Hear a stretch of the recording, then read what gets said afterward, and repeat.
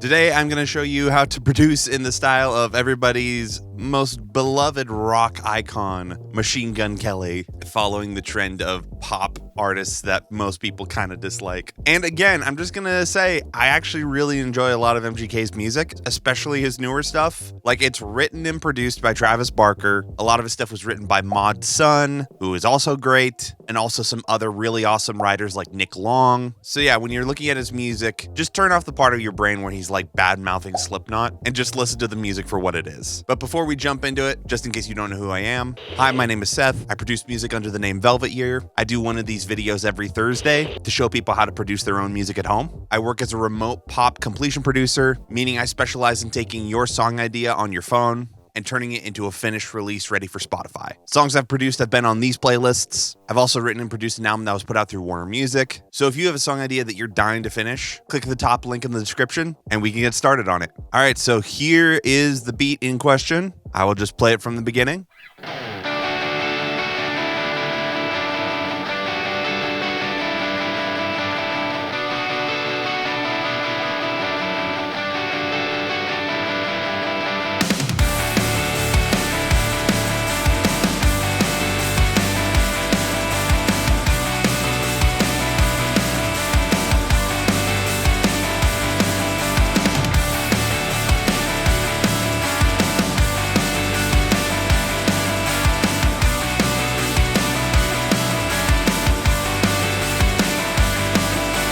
All right, so let's start diving into the elements one by one. The first elements that come in are these two guitars, which have some fun processing on them. The main tone that I'm using is Neural DSP's Gojira plugin. I know it's funny to be using this on a MGK style song, but it sounds really good, and it's a really solid amp sim for this sort of hyper distorted single note rhythm.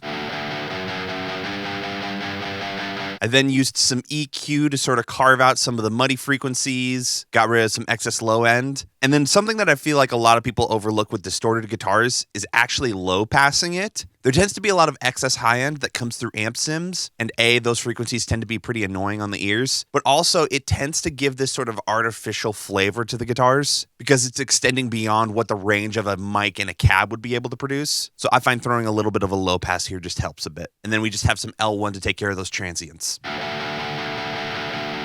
I would say probably the weirdest thing about these guitars is that I have auto-tune on them, just because with this specific riff, I'm hitting the guitars a little bit harder than I normally would, like actually hitting them with a pick. And with the guitar I was using, it was a little bit out when I was getting really aggressive with it. And so to save the tracks and performances that I already had, I just threw a little bit of this guy on.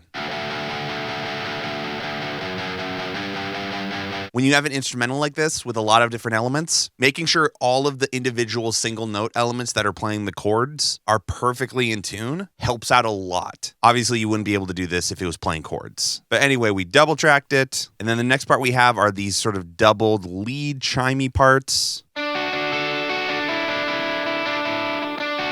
It's just sort of a lower gain version of the sound. We're actually using Guitar Rig on sort of like a Marshall sound, just because I felt like it needed a little bit more of a jangly tone. This tends to be how MGK does a lot of his lead parts, and they just fit really well on top of the rhythms that we already have going.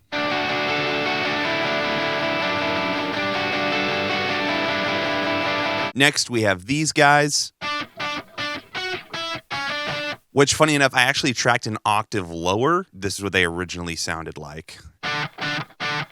And they were just a little too low in the mix, but I really liked the feel that they had, so I just pitched them up an octave and double tracked them.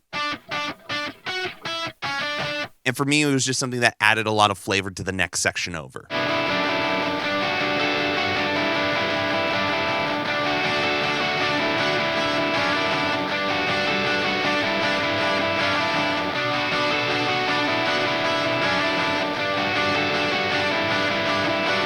Then on the group with all these guitars, we have a little bit of processing. First, we have some Mo-TT, which I'm using to sort of level them out again, because it's a pretty heavy-handed multiband compressor. But then it's also controlling a bit of the muddy frequencies and bringing a little bit of brightness without.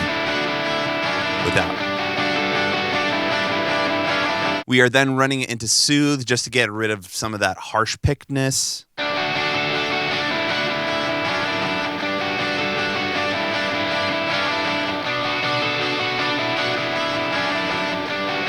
And then we have a compressor that is sidechained to the kick and the snare.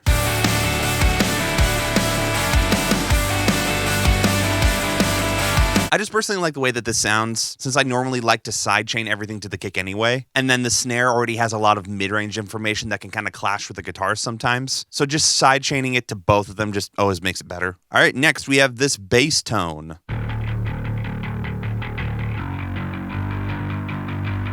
So there's two parts of this. The first part of it is this sort of main real bass.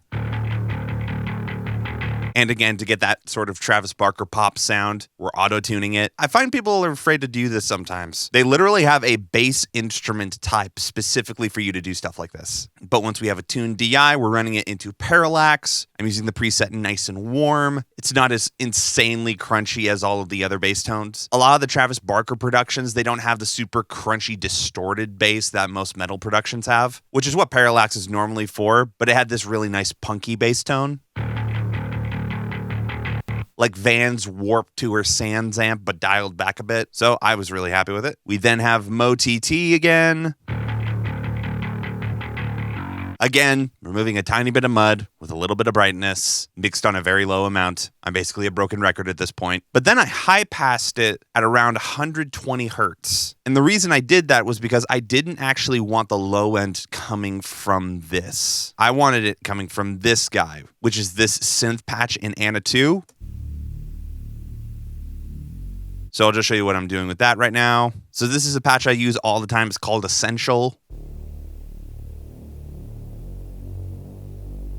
It's a really awesome bass patch that I added a low pass filter to.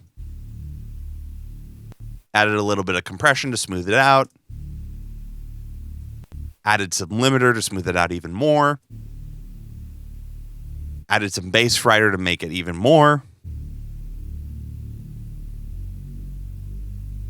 Just to make it super level. And then I added this utility at the end to make it mono. And I just blended it a little bit underneath this main bass tone. Without it.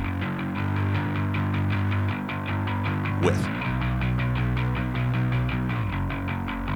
To me, it was just the perfect way to get that sort of artificial low end that can just go stupid low. That can be kind of really difficult to get with a picked bass tone. And then for group processing, I used JST bass to just compress them together a little bit. A little bit of sausage fattener just to add a little bit more grit. And then like I've shown in my previous videos, I used Soothe sidechain to the kick drum and then narrowed on this specific frequency to pull out the fundamental of the kick drum.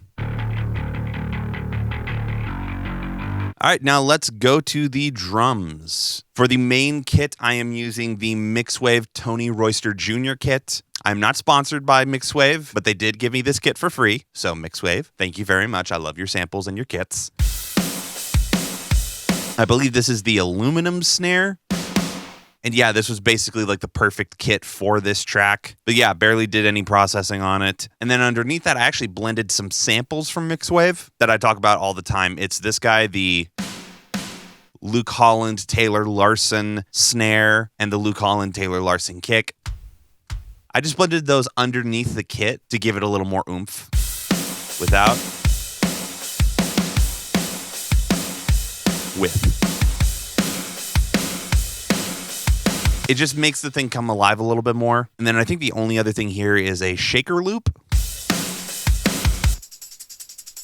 Playing stupid fast 16th notes. I find that if you have a slower beat that's more quarter note based, 2, 3, 4, 1, 2, 3, 4. If you're doing a faster beat, you can add something that's doing 16th notes on top of it in terms of like percussion, like a tambourine or a shaker.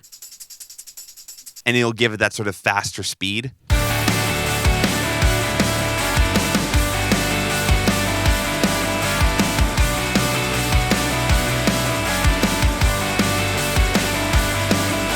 And then for the mastering chain, I don't know if I would really call it a mastering chain. I just used some basic EQ, some Soothe on the balanced Grammy Awards preset, the Waves linear phase multiband compressor on the multi-electro mastering preset, and then the Slate Digital Glue preset on their virtual bus compressor FG Red, running into my old favorite L3 multi-maximizer.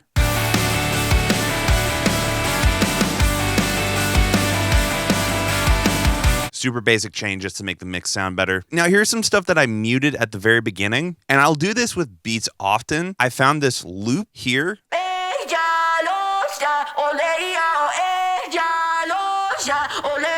It's literally just a melodic loop that I found on Splice. And what I'll normally do is I'll throw this into a beat to see if a vocal will fit on top of it. This is a trick that I learned from Lo-File, and I just have some layers of the same vocal.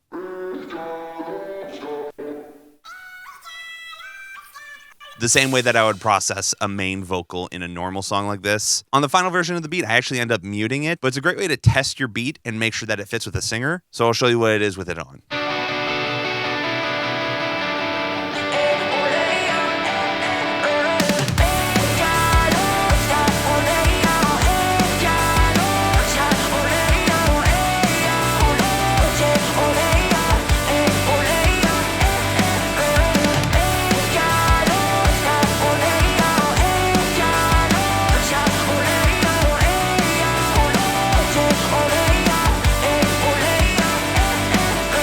I use this trick all the time. And that's the finished beat. If you liked this video at all, hit subscribe, and also feel free to check out the video I did last week where I did this same kind of breakdown, but for how to make a Florida Georgia Line style country bro song. And yep, see you next Thursday.